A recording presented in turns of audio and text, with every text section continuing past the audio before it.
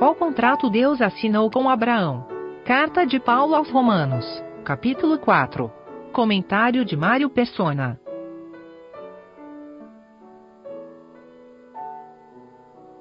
O versículo 1 é como se Deus falasse assim, olha, estas são as condições do nosso contrato agora de fé. Que condições são essas? Bom, depois dessas coisas veio a palavra do Senhor a Abrão em visão dizendo, não temas, Abrão, eu sou o teu escudo, o teu grandíssimo galardão, ou a tua grandíssima recompensa, ou o teu grandíssimo benefício. Então, dada essa introdução, fica muito claro agora que o objeto da fé de Abraão, ou mesmo o benefício que ele irá receber dessa fé, é o próprio Deus. É o próprio Deus, não é uma coisa para ele, mas Deus é o escudo, ou seja, aquilo que o guardaria em todas as situações e momentos, e Deus era o seu grandíssimo galardão, a sua grandíssima recompensa. Então a diferença de quem realmente tem fé em Cristo é que Cristo é o objeto da sua fé. O objeto ou o destino da sua fé não é uma benesse, um benefício, uma obtenção de algum favor. O objeto da fé é o próprio Deus. É o próprio Senhor Jesus Cristo. Eu não sei se aqui em Gênesis 15, esse Senhor aqui no original está Jeová. Eu creio que seja Jeová, não é? Depois dessas coisas veio a palavra de Jeová a Abrão, porque Jeová é o Senhor Jesus, da maneira como ele se apresentava no Antigo Testamento.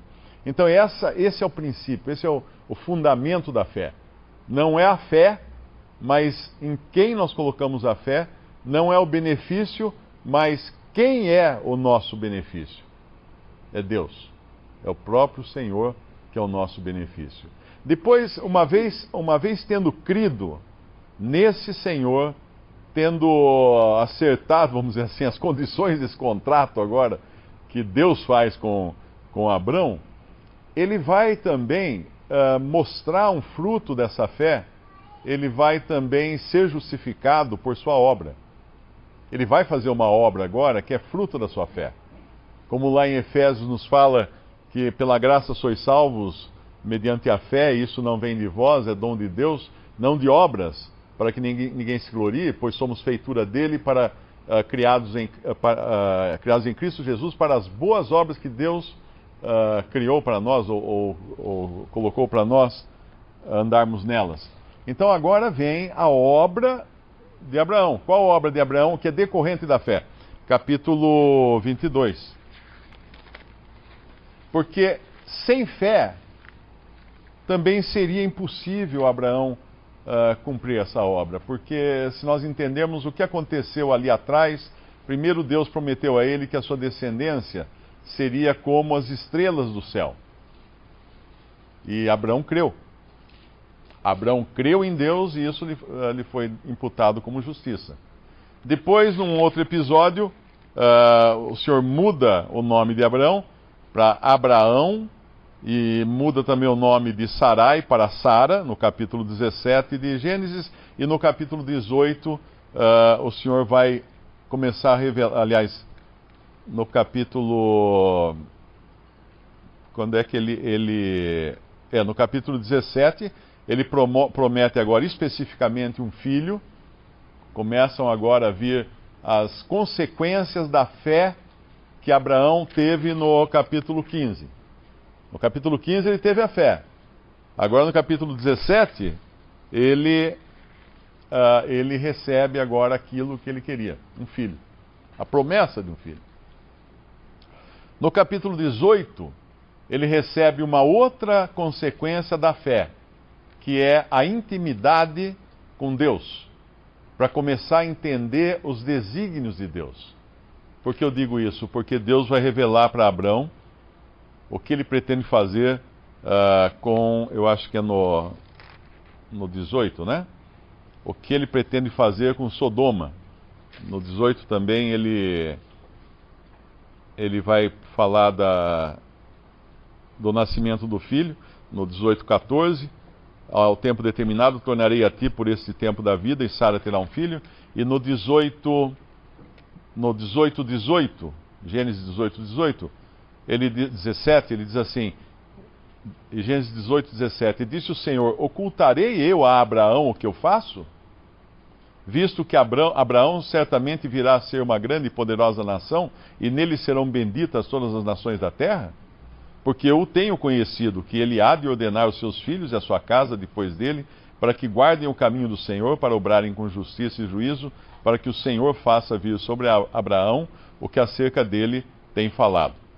E aí Deus vai revelar, o Senhor vai revelar a Abraão o que ele pretende fazer com Sodoma e Gomorra. Mas o importante aqui é essa pergunta que o Senhor faz. Ocultarei eu de Abraão o que faço?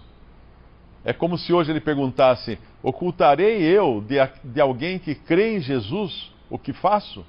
Não, Deus não vai ocultar. Por isso que hoje nós temos privilégios mais altos do que Abraão, porque nós temos o Espírito Santo habitando em nós.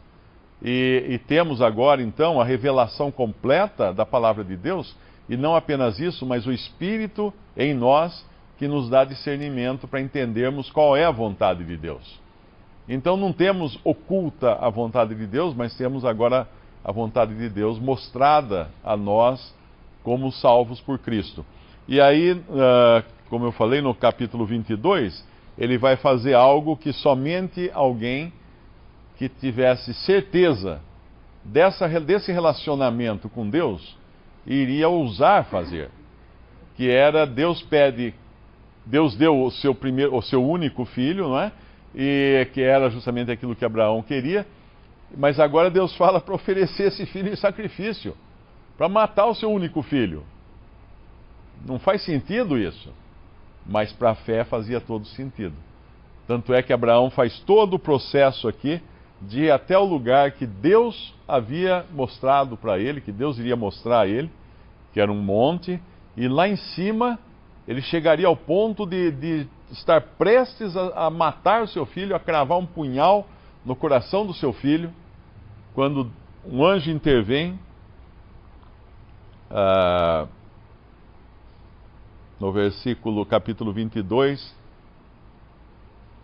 versículo 11, mas o anjo do Senhor, na verdade não é um anjo, mas é o próprio Senhor, agora em forma visível, lhe bradou desde os céus e disse, Abraão, Abraão, e ele disse, eis-me aqui. Então disse, não estendas a tua mão sobre o moço, não lhe faças nada, porque agora sei que temes a Deus e não me negaste o teu filho, o teu único. Agora essa é uma obra consequente da fé. E depois, quando a gente lê lá em, eu acho que é Hebreus, né, ou é 1 Pedro, que explica por que Abraão foi até esse ponto de quase matar o seu filho. Porque ele sabia que Deus era poderoso para ressuscitar o seu filho. Eu não me lembro o versículo exatamente, mas eu acho que é Hebreus, eu acho. Hã? Hebreus 11, podemos até abrir lá. 17, isso. Hebreus 11, 17. Pela fé ofereceu Abraão a Isaque quando foi provado. Sim, aquele que recebera as promessas ofereceu seu unigênito. Sendo-lhe dito, em Isaque será chamada a tua descendência, considerou que Deus era poderoso para até dos mortos o ressuscitar. E aí daí também em figura ele o recobrou.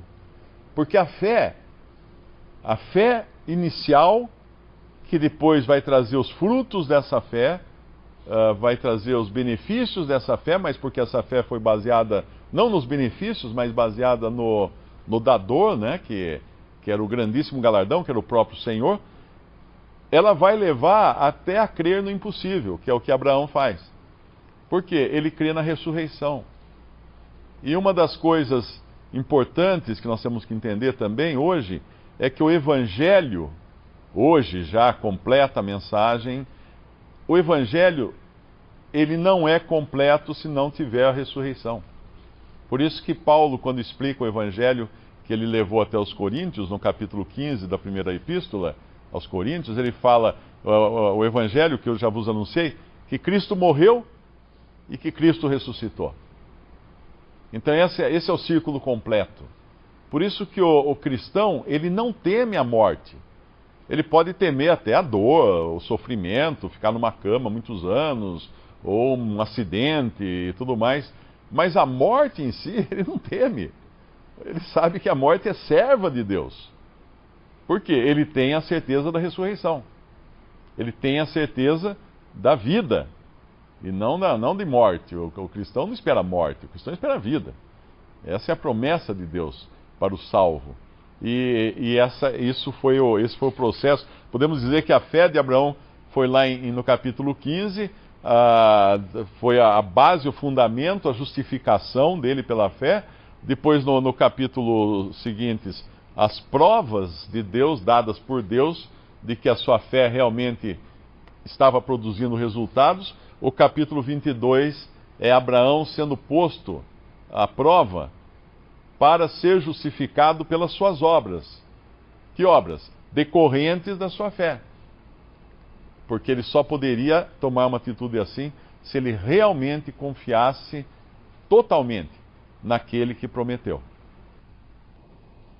A pergunta que se pode fazer é: quando é que Deus justifica alguém? Depois que ele fez a lição de casa? Depois que ele mudou de vida? Depois que ele deixou de pecar? Que ele arrumou tudo que ele tinha pendências, ele resolveu as pendências? Será que aí então Deus vai olhar para ele e falar assim: agora sim, então agora eu vou justificar você? Não. No nosso capítulo 4 de Romanos, o versículo 5 fala: mas aquele que não pratica, mas crê naquele que justifica o bom. Não. Crê naquele que justifica o ímpio. Que justifica o ímpio. A sua fé lhe é imputada como justiça. Deus jamais irá justificar alguém que se acha bom, ou que busque a justificação pelo seu aperfeiçoamento próprio, pelas suas boas obras.